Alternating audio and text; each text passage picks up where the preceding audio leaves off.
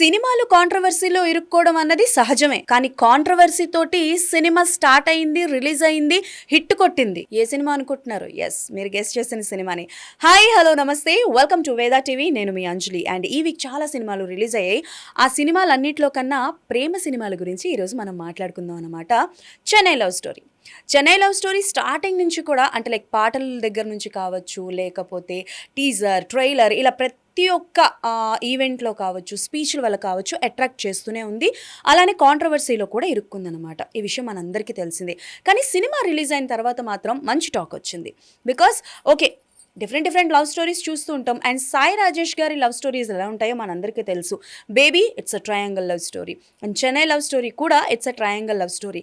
కానీ ఇంటర్వెల్ దగ్గర నుంచి, ఆ ట్విస్ట్ దగ్గర నుంచి సెకండ్ హాఫ్ని ఎలా రన్ చేశారా అన్నది వెరీ వెరీ ఇంపార్టెంట్ పాయింట్ అనమాట. అండ్ అలా రన్ చేశారు. అండ్ కాస్టింగ్ విషయానికి వస్తే పర్ఫెక్ట్ కాస్టింగ్ తీసుకున్నారని అయితే అనొచ్చు. ఎక్కడ కూడా సినిమా ల్యాగ్ అనిపించదు. అండ్ ఎస్, పేరుకి తగ్గట్టు కొంచెం ఆ చెన్నై ఫ్లేవర్స్ అన్నవి తగులుతూ ఉంటాయన్నమాట.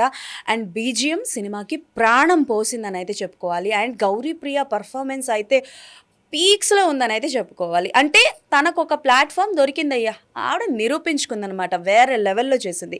ఇక కిరణ్ అబ్బవరం గురించి వస్తే, సో తను షార్ట్ ఫిలిమ్స్ చేసుకుంటూ ఒక స్టెప్ బై స్టెప్ ఎదుగుతూ వచ్చిన మనిషి. అలాంటి మనిషి మీద ఎందుకు కక్ష సాధిస్తారు? కిరణ్ అబ్బవరం ఎదగకూడదా అన్న పాయింట్ ఆఫ్ వ్యూలో అని వెక్స్ అయిపోయి కిరణ్ అబ్బవరం గారు మాట్లాడిన రోజులు కూడా ఉన్నాయన్నమాట. సో అవుట్ ఆఫ్ 100% చూసుకుంటే 80% ఆఫ్ పీపుల్కి ఈ సినిమా బాగా నచ్చింది. బట్ 20% ఆఫ్ పీపుల్కి ఎవరైతే సినిమాలు చూసి ఉన్నారో మేబీ వాళ్ళకి కొంచెం నచ్చకపోవచ్చేమో. బట్ ఆ విషయం పక్కన పెడితే కామన్ ఆడియన్స్కి, ఫ్యామిలీకి ఈ సినిమా చాలా బాగా నచ్చింది. ఇక లవ్ స్టోరీస్ విషయం గురించి మాట్లాడుకుంటున్నాం కాబట్టి డెఫినెట్లీ శ్రీనివాస మంగాపురం గురించి మనం మాట్లాడుకోవాలి. ఘట్టమనేని ఫ్యామిలీ నుంచి ఒక కొత్త హీరోని లాంచ్ చేస్తున్నారని అంటే ఎక్స్పెక్టేషన్స్ పీక్స్లో ఉంటాయి. అంతే పీక్స్లో ఉండేవి అనమాట ఈ శ్రీనివాస మంగాపురం సినిమాకి.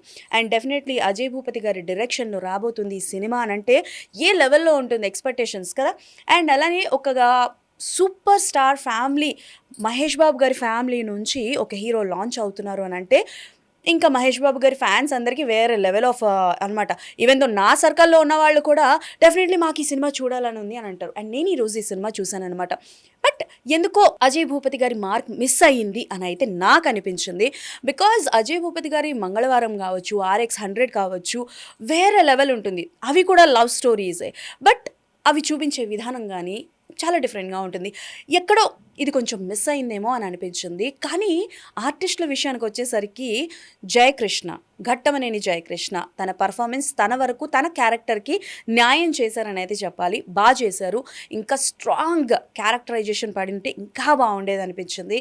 ఇక మన రవీనా టండన్ గారి కూతురు రాస, ఆ అమ్మాయి కూడా తన పర్ఫార్మెన్స్ వరకు అందంగా కనిపించింది. చాలా బాగుంది. తనకిచ్చిన క్యారెక్టర్కి 100% న్యాయం చేసిందని అయితే చెప్పాలి. ఇక మోహన్ బాబు గారి క్యారెక్టర్ ఇంకొంచెం ధీటుగా ఉండుంటే బాగుండేదేమో అని అనిపించింది నాకు. కానీ మీ ఒపీనియన్ ఏంటో నాకు కింద కామెంట్స్లో చెప్పండి. అండ్ ఈ వీక్ రిలీజ్ అయిన సినిమాలన్నింటిలో కల్లా నాకు బాగా నచ్చింది చెన్నై లవ్ స్టోరీ. డెఫినెట్లీ మీరు చూసుంటే మీకు ఆ సినిమాలో ఏ పాయింట్ బాగా నచ్చిందో కింద కామెంట్లో మెన్షన్ చేయండి. అండ్ అలాగే ఒకవేళ మీరు శ్రీనివాస మంగాపురం సినిమా చూసుంటే అందులో మీకు ఏ పాయింట్ నచ్చిందో కూడా కింద కామెంట్లో మెన్షన్ చేయండి.